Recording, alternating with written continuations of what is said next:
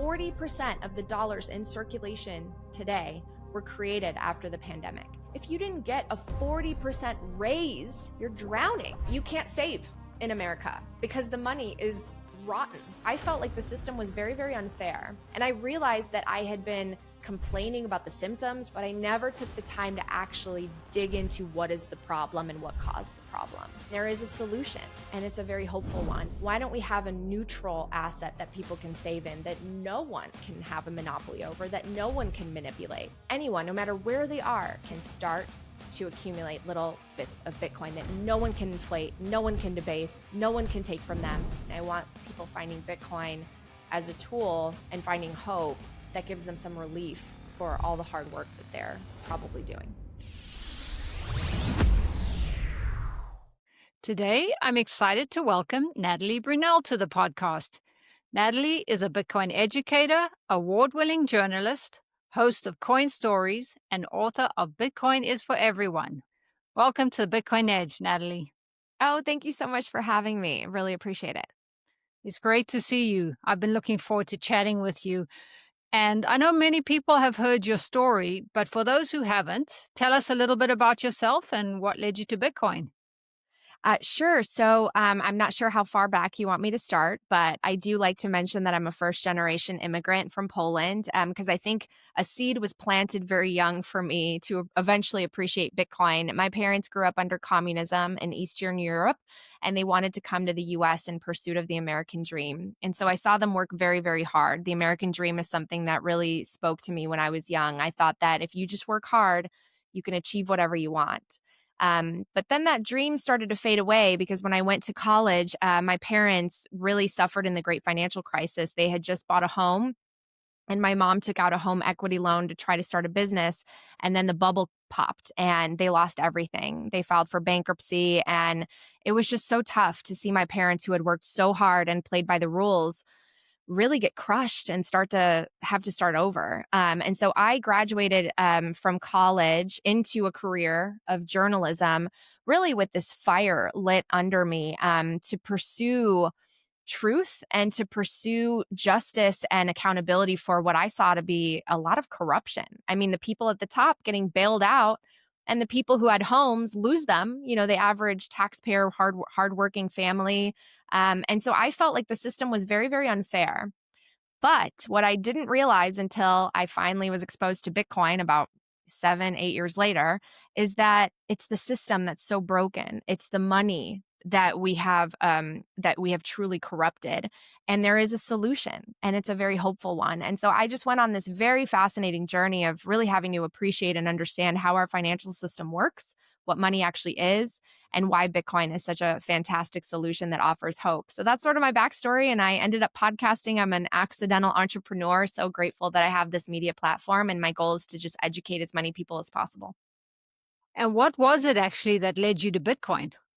It was just by happenstance. I was working as a reporter in 2016 and 2017 in Northern California, covering California state politics and breaking news. And I had friends who were Bitcoiners. So they were talking about it. They had Coinbase accounts. And I was like, what is this thing? And like so many people, even today, I was very dismissive and skeptical. And I assumed because it was digital, it could be hacked, it could be replicated, the supply could eventually be expanded. And so I didn't fully appreciate Bitcoin and how special it is until years later. I had to go on a real humbling journey. I had to kill my ego and what I thought I understood about money and economics, and teach myself really about how the system works. And I did that with the help of so many of the fantastic voices and thought leaders in our space. And I'm so grateful that I got to learn. Actually, I mean, people got to watch me learn because in 2021, when I released the show, I think I was still learning some important aspects of Bitcoin that I feel now more comfortable discussing. But I'm just so grateful that I just randomly was told about it. And I wish someone had told me about it sooner. I would like to think that I would have paid attention sooner, but I'm grateful that someone told me about it in 2017. Did you have an altcoin journey? I'm sure at the beginning, absolutely. I mean, on Coinbase, you sign on to your first account and everything looks a little bit more affordable than Bitcoin, right? And you don't necessarily understand the properties and proof of work. So I did have to go on a journey, which led me to being only Bitcoin. And I really recommend people to be careful when they're investing in altcoins because I think that there's a lot of risk there. So yeah, it's a I had to go on that journey. You have to learn about why Bitcoin is so special and unique. Yeah, it is certainly a journey for most of us. Do you think that your upbringing as an immigrant in the US affected your mindset on money? Oh, absolutely. In many ways. I mean, first of all, my parents were savers, but what's so interesting that I didn't appreciate until Bitcoin is that you can't save in America because the money is rotten, right? I mean, so it just is a melting ice cube that loses purchasing power. So I was a good saver. I put money away and I earned this much in interest and it got me nowhere. What I should have been doing is investing. And our fiat system really encourages us to chase yield and take on risk, and that's something that you're not taught in school. So I thought I understood money and I saw how careful my parents were in terms of their monetary decisions, but I didn't realize that we were actually falling further and further behind because none of my family was investing in things like the stock market. I mean, that didn't exist in communist Poland. The other thing I think about money that I thought about is just, I really wanted to work hard and I was very motivated to succeed financially because I saw how much my parents struggled and I just wanted to justify their sacrifices that they made coming to this country so late, which was really ultimately just for my brother and me to have a better shot. So for me, it was like, I have to make it no matter what. Like, I will make it. I'm determined to make it because I really want to help my family. So I think that money was definitely something that it's just I associated it with hard work and success, and I also wanted to be very careful in terms of not spending it. I wanted to be a saver, and Bitcoin is the best savings technology. Yeah, it certainly is. Do you think a positive mindset or belief system is also an important aspect to achieving wealth and therefore Bitcoin? I do. And I think the older that I get, I appreciate the successful people that I've met and the leaders that I've met. They do have something in common, which is that they tend to be optimists, even when the world around them is, telling them they shouldn't believe in something. They tend to be more optimistic and take risk, more calculated risk, because you have to, and you're going to make mistakes along the way. But I see so many people holding themselves back out of fear, and one thing that I've tried to be very aware of is that as you get older, especially if you see interviews of people that are, near the end of their lives, they always look back and they say, I wish I just, took more chances. I wish I wasn't so afraid. I wish I didn't doubt myself. And so I think that the people who are the most successful, even if they have those feelings, they're able to overcome them or maybe quiet those voices and get it, walk into that room, take that chance, apply for the job, start the company. Because with great reward does come risk. And sometimes that risk doesn't pan out, but I think you never learn until you actually take the risk. And so I think it also builds a sense of confidence when you struggle and when you really take chances. So absolutely, I think that you have to be positive minded. You have to believe that you can achieve what you want to achieve. And I would like to think that Satoshi was a very positive person about the potential for the future and our ability to transition into a system of hope. Yeah, love that you mentioned that. And humble too, to walk Mhm. away from Oh, something so amazing. absolutely. When do you think you realized that our money system was broken? Was it when you found Bitcoin and went down that rabbit hole? Yeah, I like to credit Saifedean for this because I will never forget reading the Bitcoin Standard the first time. I was sitting in my room in California and I had this like just I had to throw the book down and I was like, "What? How did I not learn this? How have I gone so long? I was a good student. I studied history. I never knew anything about our monetary history. I never knew about the rise and fall of empires from a monetary angle. And it changed my perspective on so much, so many of my experiences, what my family went through, the stories that I had been covering. And I realized that I had been complaining about the symptoms, reporting on the symptoms, but I never took the time to actually dig into what is the problem and what caused the problem. So for me, it was like a transformational moment.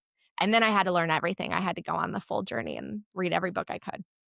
Yeah, I've heard you read every book. We're going to get to that. um, where do you think we are on the adoption curve? And do you think today still that most people maybe don't see the problem or see the problem but not the solution? I think that most people are like me when I first started, which is that they can recognize the symptoms, but they can't identify the real problem. They're actually mistaking the problem for politics, which is Hmm. understandable, right? Because our money is political ultimately. But what I wish more people would see is if they look deeper, both parties are to blame. Both parties are making the same mistakes when it comes to our monetary system. And neither side is really going to be able to fix it. You can't fix it from within that broken system that has created a monopoly over money. So I think that that's something really important to help educate people about, because once I took that lens off and I thought, oh, okay, so we're fighting amongst each other and we're thinking this team versus that team is going to fix this. And yet, if you really zoom out and look at the last 20 years, no matter who's been in office, the quality of life and the cost of living has become such a greater challenge for the average person. When you start to look deeper, you realize, oh, the political divisiveness is actually a symptom as well. And maybe we can fix it once we start to repair the actual base layer of the way that we interact as a global economy, not just here in the US. Like, we're all interconnected. And the thing that connects us is money, because money is what prices and values the things that we provide one another. So I really think that we would actually have less of the political division that we see today if people took the time to understand money. And I think that we're at the. I actually was asked in a recent interview if we're at the gradually or suddenly part of the adoption cycle. We are in the gradually phase. I think still we are not in the set. I hope we get to the suddenly soon. We've made a lot of progress, but I still think the average person does not even know to look deeper than, oh, it's just this side versus that side, and I'm on this team versus that team. Yeah, that's a really good point. Because as you and I know, that system also benefits a lot of people at the top. So Yes. they have less incentive to change what's working for them. Yes. Yes, the system that we have right now, the financial architecture, it protects the core, the center of that system, which are the people at the very, very top, and then taxes the edges.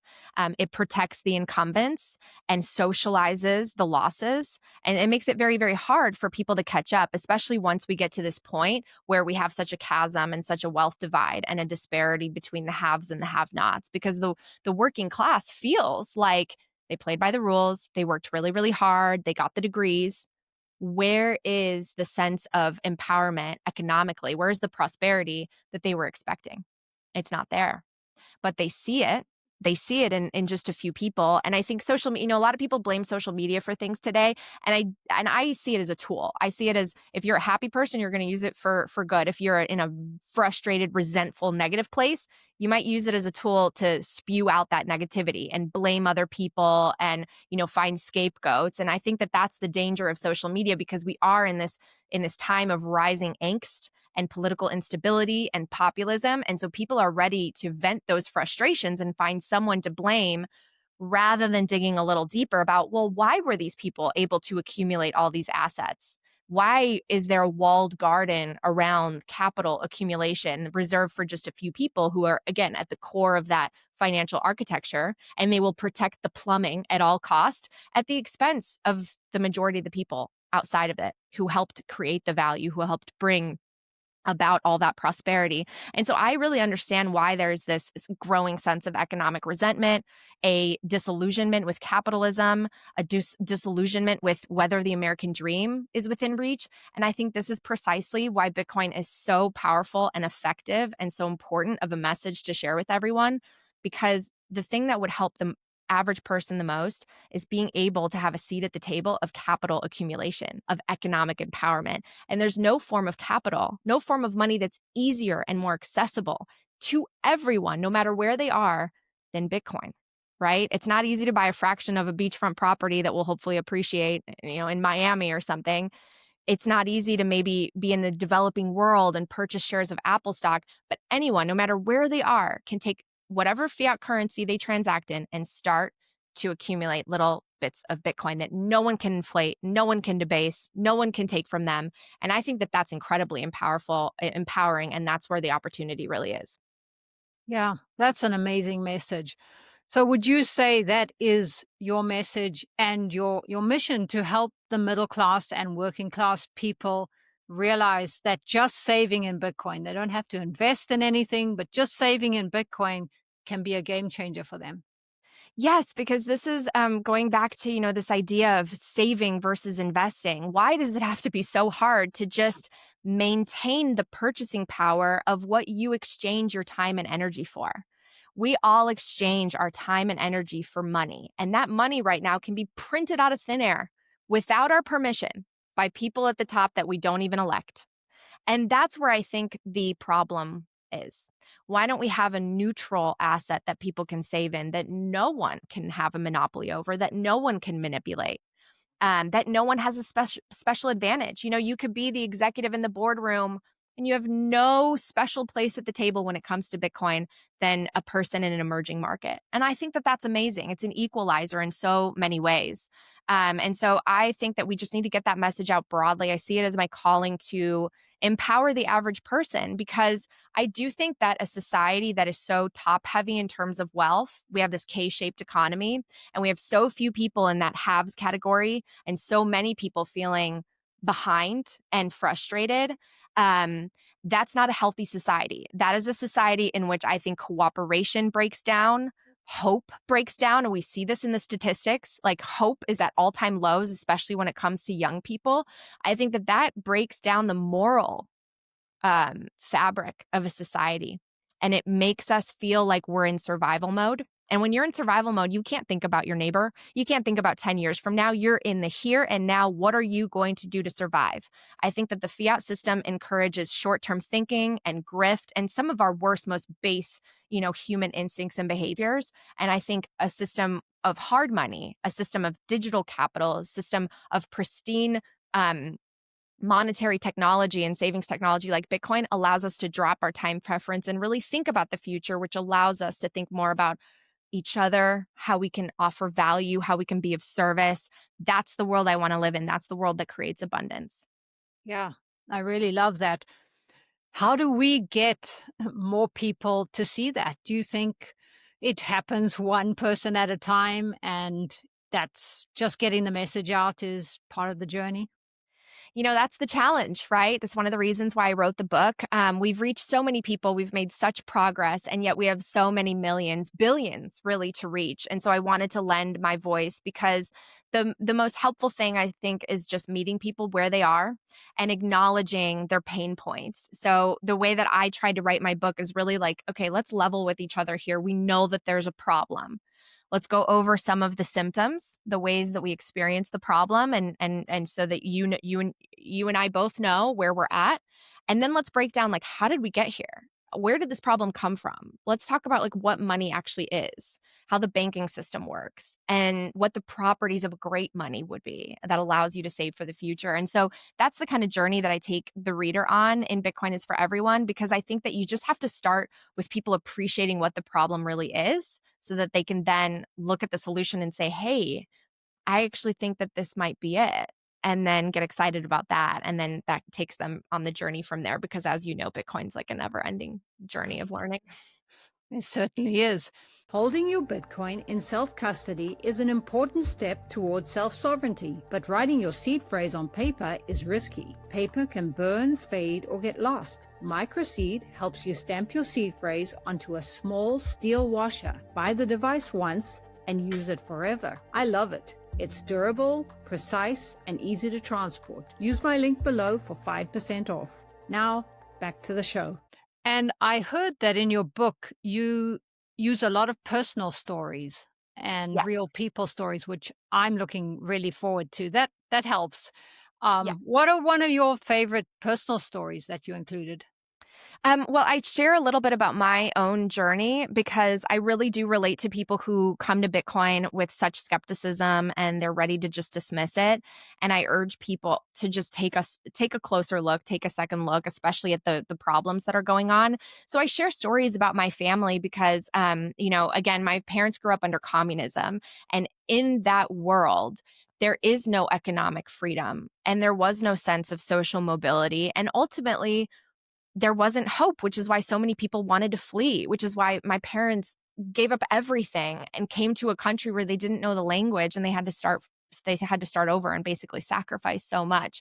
So I want people to appreciate that because I do see rhetoric today that startles me in the sense that people want the type of governance that my family fled from. Mhm. But I also understand because if you can believe it, I mean, my parents grew up under communism. And by the time I saw the impact of the great financial crisis when they lost everything and I graduated into that recession, the Occupy Wall Street movement was rising. And so I write in the book that I was mesmerized by it. Like so many people, I thought, yeah, we do need to tax the rich.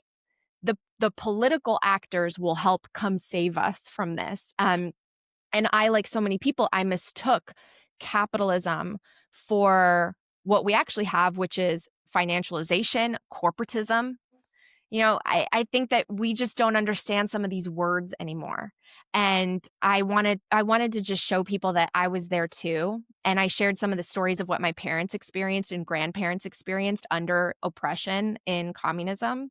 And so that for me was also a really helpful journey. It was very cathartic. And I realized just like how lucky I am that my parents did come here.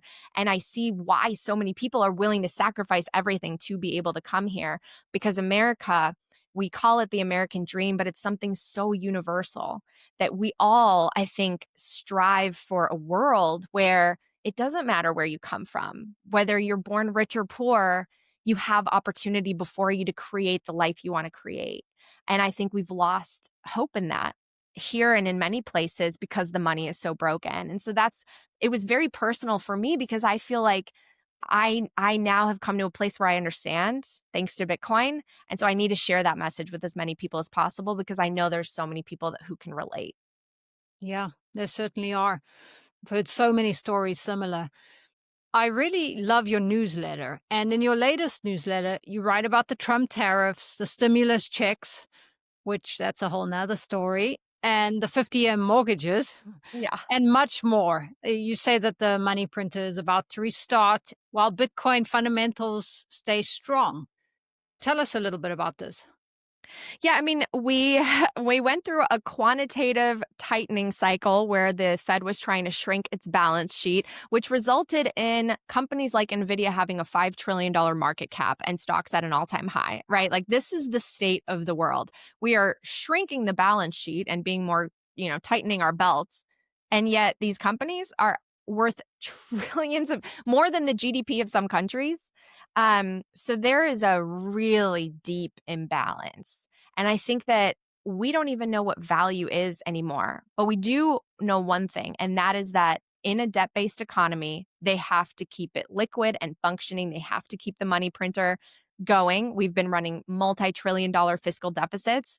And they need our interest rates to come down in order to finance all the debt that we've taken on. So we know that the money printer is going to turn back on again, whether they call it QE or something else, whether they create these new, facilities, they're going to intervene. It's going to be balance sheet interventions for the purposes of liquidity, which make asset prices go up, and you have to protect your purchasing power. Now, I just said probably a bunch of jargon to the average person because before Bitcoin, I wouldn't have known what half of these things mean.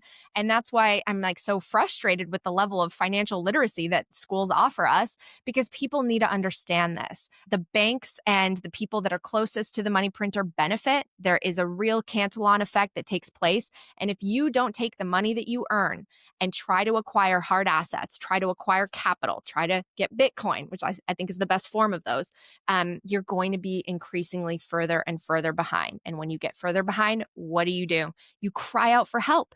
You cry out for an intervention. You cry out for a bailout. You cry out for handouts. But the system systemically is basically made to impoverish the average worker. and enrich the people that are closest to the access and to the money printing. So we really need to first educate people about that and empower them with not only that knowledge, but also now a tool. Again, going back to that sense of like you can accumulate Bitcoin no matter what your income level is, no matter where you are in the world. It's an open, permissionless network that you can start saving in, and no one can ever debase your purchasing power. Yeah. And I love your example that if you had put your $1,200 given to you in COVID, that would be over 19,000 today. That is incredible.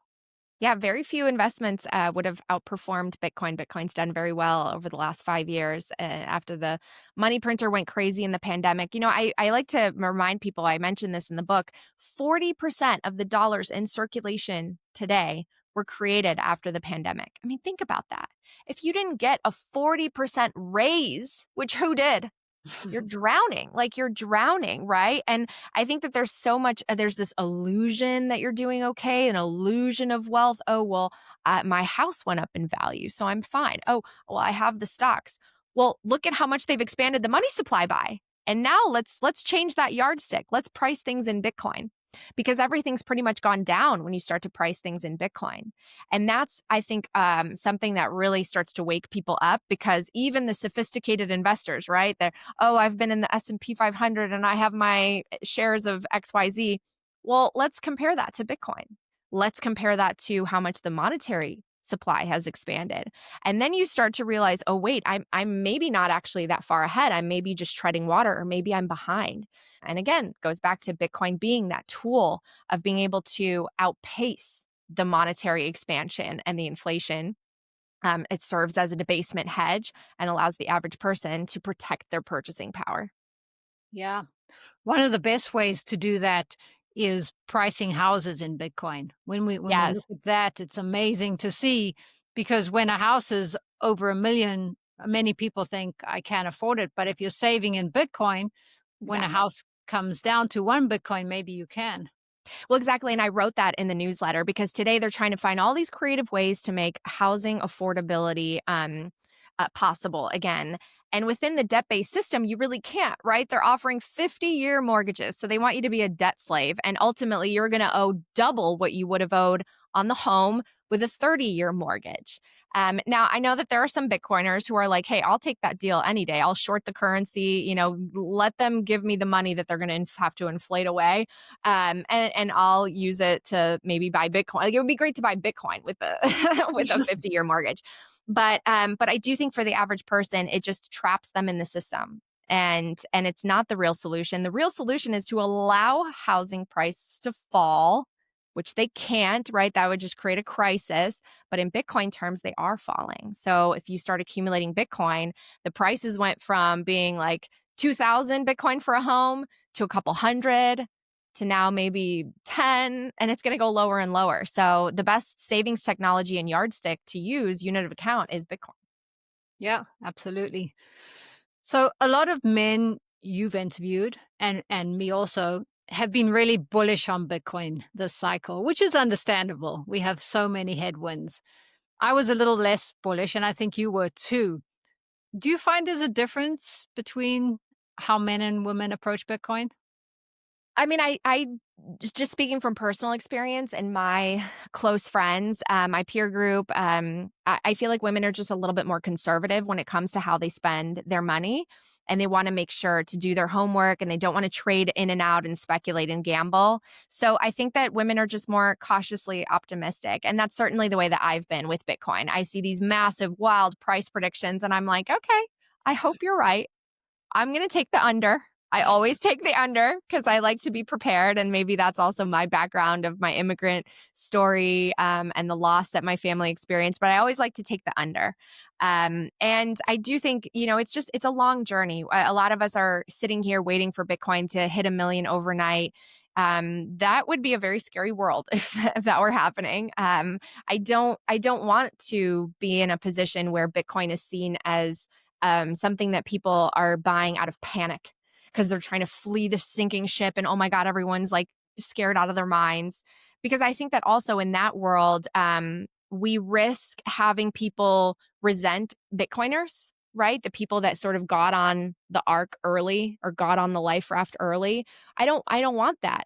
I want people to feel like, "Oh, this is the best savings technology. I need to start to accumulate it and I'm going to make it a habit. I'm going to start saving every week or every 2 weeks or every month, whatever I can. I'm going to sacrifice the coffee or sacrifice, this to purchase some Bitcoin, and we can all benefit. Like all the rising tide lifts all boats, as opposed to like, oh, that person got in early and I didn't, and I'm too late. So I really think that we don't want a world where everything goes crazy and people are suffering and then out of panic finally finding Bitcoin. I want people finding Bitcoin as a tool and finding hope, that gives them some relief for all the hard work that they're probably doing. Yeah, that's a good point. I kind of hear you saying that you're enjoying the journey along the way, even though 100,000 sounds really high for a lot of people, but it's probably going to 1 million one day. So this could be a good price. Yeah, I mean, I don't see anything as providing more hope to more people. I was one of the people as well who I started to look at the future in the 2010s, and I didn't see a lot of hope. I didn't see a lot of possibility for myself. I thought I was just going to be working and working and never able to afford a home, that I was going to have to continue pushing off the idea of affording a family. Everyone talks about like Social Security, it's going to end, you're not going to be able to retire, right? Like it's all these very negative, like, ugh, how am I going to make it in the future? And with Bitcoin, I'm imbued with a sense of hope and possibility and opportunity. And I've never met so many inspiring people who teach me and who are willing to open the door and say, hey, come with us on this journey. Come learn, come build, come be a part of this. I just think it's the most incredible space of people and truly builders, right? And I'm actually more thoughtful about that lately than ever, because I think that less and less we're not so divided into teams of politics and blue versus red. I actually think we're divided into teams of givers and takers. I think that there are a lot of takers out there, and I get the feeling, right? Because it's like, I've been doing everything right and it's not fair. You need to give me some of yours. But if we actually had the ability to save, if we had a form of money that allowed us to store the energy that we do expend in whatever we're doing for work, I think that that would allow us to think more, how do I give? What can I do to be of service? How can I provide value? What can I offer? That's the world I want to live in. And I think it's possible with Bitcoin. Yeah. And the more we speak that and live it ourselves, the more likely that world is to come about. So you are one of the most prominent, if not the most prominent woman in Bitcoin. What is your main message to women and to all Bitcoiners, but to women?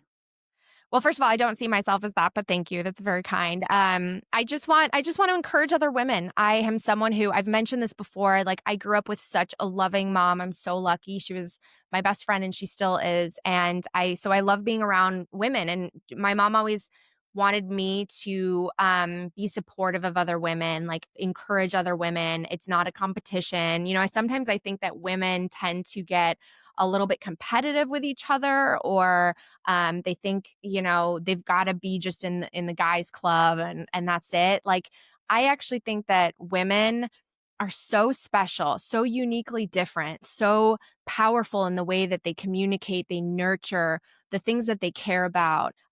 I just think that they're the people that you want most in Bitcoin to embrace it and share it with the world. And a lot of them are doing very well with their careers now, and sometimes out earning their counterparts, their men, their peers, their husbands. So it's important that they understand how to save properly and think about the future and put their money to work, in a way that will protect their purchasing power. And I just love hanging out with women. I mean, the Women of Bitcoin brunch that Callie Bailey and I started in 2022, it's grown so big. We don't know how to fit even all the women that we're going to try to fit this year for the 5th anniversary in Bitcoin 2026. And that is so exciting. You just gather in a room and you get to have like-minded people like valued people, which I love that. Like we have similar values and we just get to hang out and support each other and network. And people come from all backgrounds. There are mothers, there are retirees, there are professionals, there are children. I just think it's wonderful. And that's also my message behind Bitcoin is for everyone. It's truly for everyone. And just because you see it as a male dominated space does not mean there's not a seat at the table. And I'm grateful that the men have been very, very welcoming of myself and the other women that I get to meet through the space.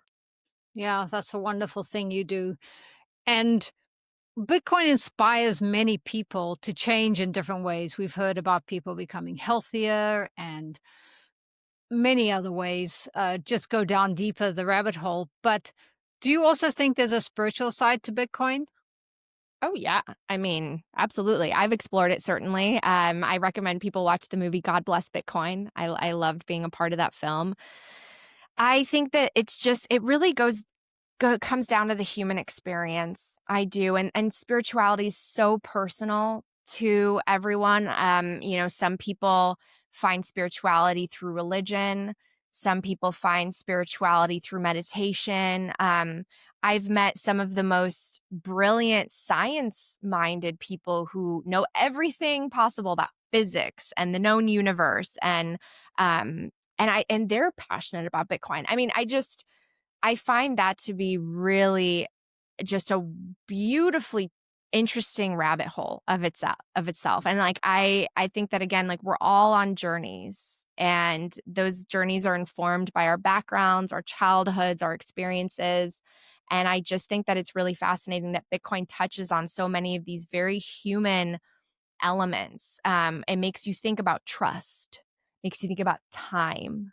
It makes you think about value and what you can offer.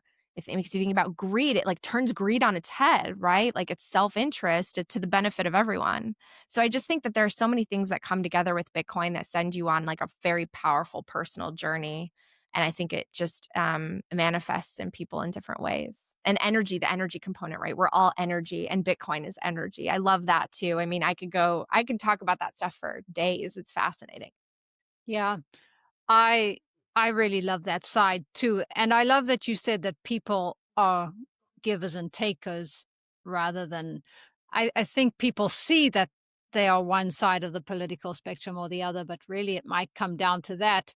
But Bitcoin really inspired me once I started saving for myself. I'm like, but it's not just good enough that I do well. I want everybody else to do well. And Yeah. so I think you're right. When we change the money, that we change the world because it makes you into a better person, and that is spiritual. Completely. I Mm. absolutely. Again, it goes back to like what kind of society do you want to live in? Do you want to live in a society where there are a few winners in a rigged game and everyone else is like, this wasn't even fun to play because the rules were not fair? Or do you want to live in a society where, of course, there's not equality because there are different skill sets and different, just different abilities that people have that they're able to compete in a fair system in. And that's what makes things like sports fun to watch, right? Like it's a true competition and there's a winner. And I just think that like our system would feel so much more fair and accessible if we didn't have money that corrupted the rules and made it so that a few people won and you sit there and you're like they shouldn't have won, they didn't deserve to win, right? It's a rigged game. I think it's more fun to play in a game and maybe you won't be always be the winner, but it'll be a fair game and you can challenge yourself to be better and improve and try to win the next round. And I think that that is just like a better world for all of us to live in and a more cooperative one, again, where we relate to one another in a more fair and productive and positive way than the one we're currently in, which really just encourages negativity and resentment and jealousy, and all of Mm. our sort of worst human instincts. Yeah, more dog eat dog world. Mhm. And you've talked about Bitcoin as a tool of freedom in self custody too. What do you think the single biggest barrier is for people adopting in self custody today? I just think that a lot of people think it's too technical. When I started out, I was worried that Bitcoin, especially things like self custody, were reserved for people that were very techy or computer programmers. And I didn't realize that there are tools that make it very, very simple. Like I recently partnered with BitKey, which I'm so excited about because it does simplify the process and allows anyone to have a multi-sig setup, multi-signature, meaning like multiple key. You decentralize your self-custody and your risk. And I mean, you could literally lose devices and still access your keys. It's just we need more tools like that to simplify it and say to the average person, you are absolutely capable of doing this. It is not too intimidating or too technical. Everyone can do it. And I think we just need more of those messages and those tools out there so that people can embrace self-custody as opposed to just leaving things on exchanges or trusting custodians or vehicles that offer you Bitcoin exposure but aren't actually Bitcoin. That's very true. Hey there. Don't forget to like and subscribe to help me grow the channel. Want to sleep easy? MICROSEED lets you stamp your seed phrase onto a small steel washer. Buy the device once and use it forever. I love it. It's discreet, precise, and easy to transport. Get yours below. For powerful self-custody with no backdoors, I recommend the TREZOR wallet. For peace of mind with collaborative custody, the Bitcoin Advisor is a trusted team who can also help with inheritance planning. Just scan the QR code or use the link below. And check out these super cool SATOSHOEs with over 40 styles to choose from. Plus 10% off with my link below. Now, back to the show. So what are your thoughts on the ETFs and the treasury companies?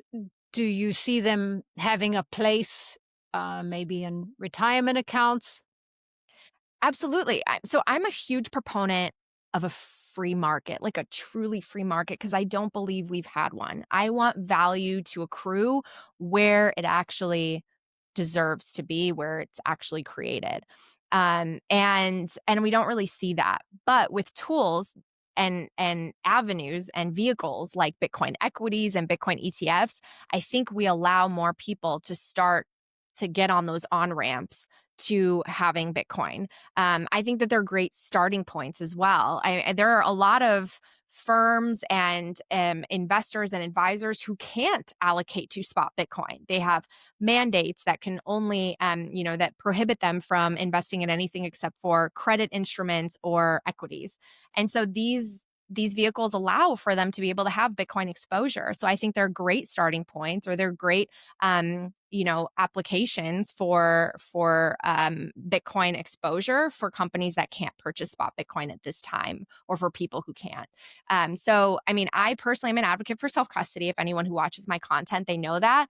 But I think it's going to be great to see what types of innovative solutions and products these companies can create, like strategies, credit instruments, like a Bitcoin backed yield curve is so brilliant to me. Stretch. Have you heard of a bank account that offers you 10.5% that's over collateralized with Bitcoin? I mean, that's incredible. What do you get at a bank, right? I mean, this is just incredibly innovative. And I think that more companies are going to come out with preferred instruments and these different types of options for people to start to move into this parallel system, which is backed by Bitcoin, which is the foundation is built on top of Bitcoin, which is pristine collateral and pristine capital. So I'm really excited about all of it. I think that, again, these are very personal choices for people's portfolios. I can't make decisions on what people should or shouldn't invest in, but I do think that these warrant taking a look at for sure. Well, as you know, I've interviewed Jeff Booth a couple times, and I know you have and your friends. And he says that these two systems are ultimately incompatible. But that's maybe a ways down the road. We know that. How do you approach that? Well, Jeff comes to us from the future. I've already told him this many times. This is one of my favorite things about Jeff. I mean, his mind, he's already light years ahead of us, and he's just giving us the message from the future. I mean, his book, Price of Tomorrow, is fantastic. He was decades ahead in terms of his understanding of how AI would start to change our lives, right? People were not talking about this. Jeff Booth was.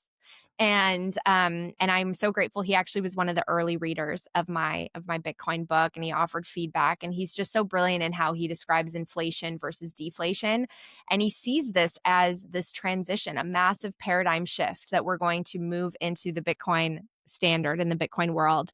And again, I mean, I just think we're in that gradually phase. So I think Jeff's in the suddenly part. He's speaking to us from beyond.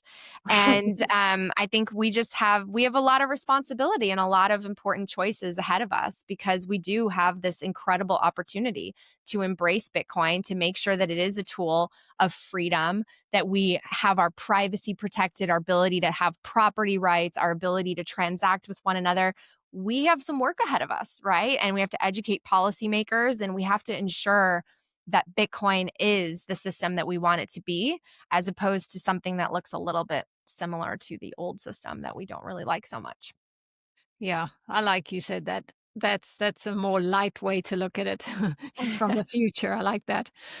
Just on Jeff Booth, as you know, he also says that Bitcoin will fail as a store of value if it fails as a medium of exchange. You know, many countries in Africa, in the global south, circular economies are already using Bitcoin. So we're getting there. Just in the West, we tend to think of it more as a store of value. Yes. I do think that store of value precedes medium of exchange. So I think we're in that phase. We have to educate people about why this is such an important instrument of storing your energy, your economic energy, and saving for the future, and your ability to maintain your purchasing power and grow it over time. That's the stage we're at. It's really, really critical that we first inform people. I mean, and if you look at the monetization stages of any form of money, that store of value really comes first, then medium of exchange, and then unit of account. And I think that once we really build that out and we have everyone on the same page of like, I have to own Bitcoin, I have to save in Bitcoin, that actually incentivizes the medium of exchange, in the sense that now, if I run a business, I want to get my hands on some more Bitcoin, right? What's the easiest way to do that?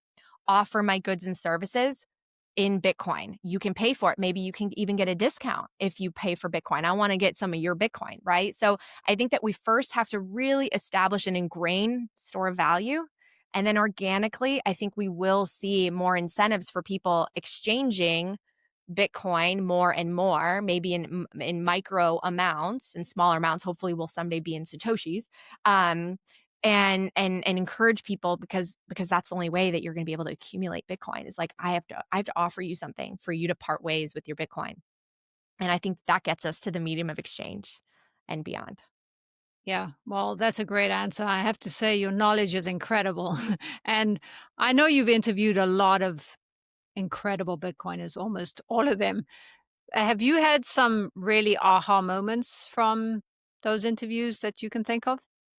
I mean, yeah, all of them. I think it's what's really cool is I've been able to take viewers, and listeners on my own learning journey with me, because I learn something with every interview. It's funny too, because I love hearing from even the not so prominent voices. Like, I've met fascinating people from around the world, and I have a whole category on my YouTube channel that's like Meet Bitcoiners Around the World, and those have been some of my other favorite interviews, because you just meet such fascinating people in the space who are benefiting from Bitcoin and whose lives have been changed. And I just learned so much. I'm so lucky. And then, of course, I've also had detractors on my show. I've had Peter Schiff on a couple times, trying to orange pill as many people along the way. I've had a lot of macro thinkers on that I think will embrace Bitcoin. I'm sure you've met people, right, where you're like, you're a Bitcoiner, you just don't know it yet. So I've had the pleasure of having some of those folks on the show. But I have to give credit. I learned from the people in this space and the great macro thinkers that we have, who are, you know, they're screaming at the house on fire, saying, "Hey, there's some insurance here. You want to come grab it?" And people just haven't all paid attention yet, but they will. Yeah, it's just a matter of time, as they say. Yeah. So, how has Bitcoin changed you the most? The most, I would say the biggest change is just giving me hope. I really felt like I didn't have a lot of hope, during parts of my career. I had a lot of motivation. I had a lot of aspiration. I had a lot of ambition, but I didn't necessarily think that even if I achieved a lot of those things, unless I got to the, tippy 1%, I didn't think that I would necessarily be able to have what seemed to be so achievable for a few generations ago. And I didn't understand why until Bitcoin. So I think for me, it was the hope, because with hope comes positivity and possibility and the desire to really bring in other people, encourage other people. And going back to all the things we said earlier in this conversation about how it just like encourages a more abundant, positive society at large. So it's been hope for me. That's the biggest takeaway. Yeah, I love that. And I was just thinking about what you said. I interview mostly regular Bitcoiners, and they're just incredible people. Yeah. And you're right. I learned from all of them, and they're all over the world. Yeah. And because of going on this Bitcoin rabbit hole, there's something special about them. So, yeah. Do you think that it's harder for women Bitcoiners to grow their channels? I don't. I mean, I think that anyone can start a Bitcoin channel platform. Everyone has a voice to share. I think it's just challenging in general in a market and a landscape that's very saturated with, for example, creators and voices. You just have to find that way to set yourself apart. And I certainly made this mistake. It's like I wanted to be someone that was already there, right? I wanted to replicate someone else. And it's like that person already exists. Just be yourself. Like, what makes you unique? You've got your own story, you've got your own voice and background. And the more that you can be authentic, I think that that speaks volumes. And it's not going to be easy. I mean, some people, I know of people that today it's like they start a podcast and they think tomorrow it's like going to be sponsored and this is going to be their gig. No, it's very hard. It takes time. You got to really, really grind and work at it. And I feel very blessed that I had sort of the preparation behind me because I was in journalism, which is very, very similar in terms of just like the storytelling, the interviewing, and the production side. So I had that training for more than a decade, and then I applied it to Bitcoin. So it's like people should take their skill sets and the things that make them very, very unique and apply them to Bitcoin. And I think that that's where the magic sort of happens. But I really do encourage people, like if you want to start a show or work in the space, do it, go for it. Don't hold yourself back, and don't be that voice in your head that's saying like, these are all the things that could go wrong. Like, tell yourself this is all that can go right. And this is, create your vision boards and go for it. I really think that too many times we're our own worst enemies and we keep ourselves back from our dreams. So I just encourage people to go for what they really want. Absolutely. Back to that positive mindset and believing in Yeah. yourself and seeing what works. Start with something and it might guide you in another direction. Oh, yeah, for sure. So how do you orange pill family and friends today? Do you still try? Yeah, I mean, luckily I've succeeded. A lot of them, I mean, most of my girlfriends own Bitcoin now, at least a little bit, or they regularly save in it. So I'm very proud of that. So many of them are coming out to New York for my book launch, which I'm so blessed. Amazing. Like I've met some of the most amazing women in my life who are all coming out to New York to launch the book. So I'm so grateful. With my family, I think it was also easier because they already appreciated the idea of hard money, saving, gold, things like that. So Bitcoin was it's just the hurdle was like the digital aspect. But yeah, so I think I've been managing to do it pretty well. There's some holdouts, but we're working on them. For our last question, Natalie, what does freedom mean to you? Freedom means hope and possibility. It means that you can dream big. It means that you can think about the future. Means that you can really get the most out of your time and the unique gifts and abilities that God gave you.